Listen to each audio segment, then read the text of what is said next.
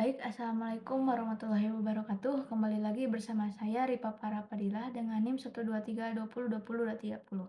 Setelah saya mengikuti perdebatan kemarin, yaitu tentang penyetaraan waris gitu antara laki-laki dan perempuan, kita dapat memahami bahwasanya diskusi ini tuh berarti dari satu pertanyaan besar, yaitu apakah perubahan peran ekonomi perempuan saat ini tuh dapat menjadi alasan untuk meninjau ulang pembagian waris antara 2/1 menuju pembagian 1/1 gitu.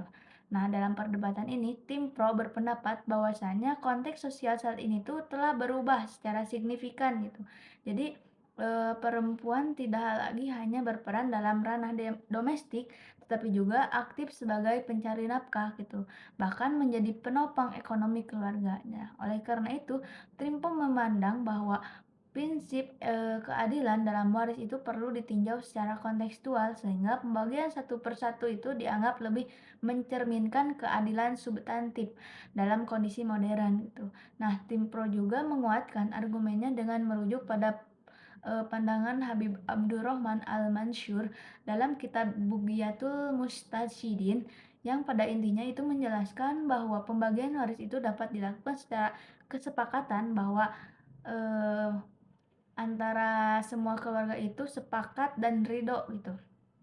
Nah, sementara itu tim kontra menegaskan bahwa pembagian waris itu dalam Islam telah ditetapkan secara jelas dalam Al-Quran, khususnya dalam Quran Surat An-Nisa ayat 11, yang menjelaskan bahwa pembagian laki-laki adalah 2 kali pembagian perempuan.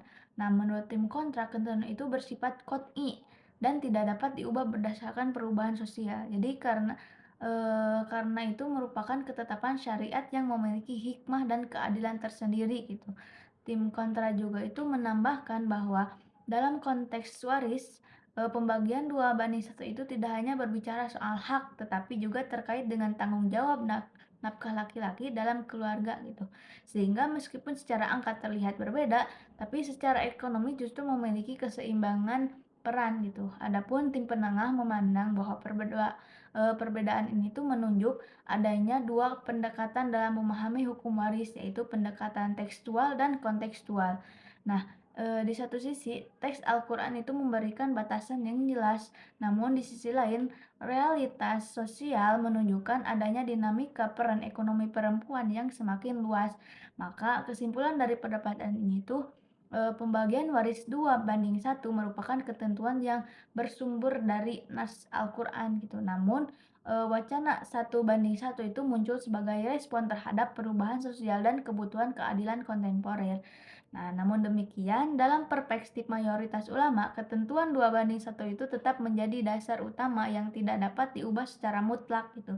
Sedangkan gagasan 1/1 dapat dipahami dalam ruang musyawarah keluarga, hibah atau kesepakatan sukarela, bukan sebagai pengganti hukum waris yang baku gitu.